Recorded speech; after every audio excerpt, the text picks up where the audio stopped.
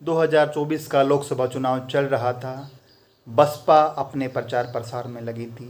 मायावती जो बसपा सुप्रीमो हैं, उन्होंने अपने भतीजे आकाश आनंद को संयोजक बना रखा था, नेशनल कोऑर्डिनेटर बना रखा था।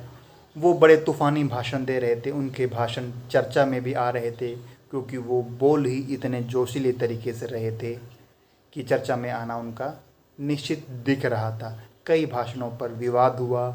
उसके बाद मायावती ने अहम चुनाव के बीच, जब चुनाव का प्रचार प्रसार का पीक चल रहा था, आकाश आनंद को उनके सभी पदों से हटा दिया और जो खुद का उत्तराधिकारी घोषित किया था उससे भी हटा दिया।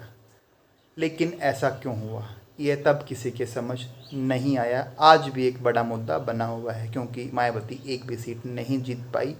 आकाश आनंद जिस रफ्तार से लगे हुए थे, वो एक आध सीट उन्हें जिता कर देना चाहते थे।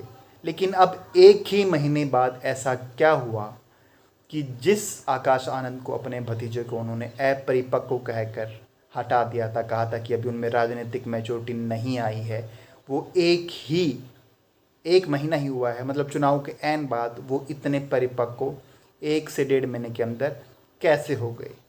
इस बात का जवाब है चंद्रशेखर रावण, जो राजनीति कह रही है। चंद्रशेखर रावण नगीना की सीट से जीत कर आए हैं, जिन्होंने अपनी भीम आर्मी नाम से, जिन्होंने अपनी वो टीम बना रखी है और अपनी आज़ाद पार्टी के नाम से एक राजनीतिक दल भी बना रखा है, वो नगीना से जीत कर आ गए हैं। दूसरी बात, वो अपना विधानसभा चुनाव लड़ने के लिए तैयार हैं। जो यूपी में उपचुनाव होना है कुछ सीटों पर, उसके लिए तैयार हैं।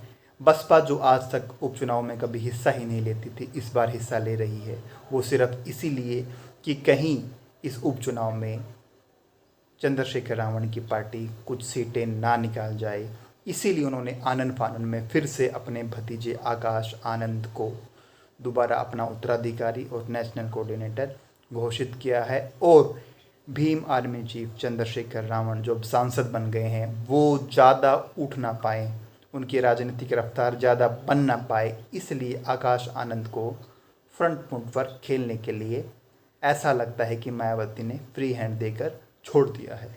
यूपी की राजनीति किस करवट बैठेगी वो तो आने वाले समय में पता चलेगा, लेकिन एक जीत ने एक नेता को 1 महीने में परिपक्व बना दिया। वीडियो अच्छी लगी हो तो लाइक करें, चैनल को सब्सक्राइब करें।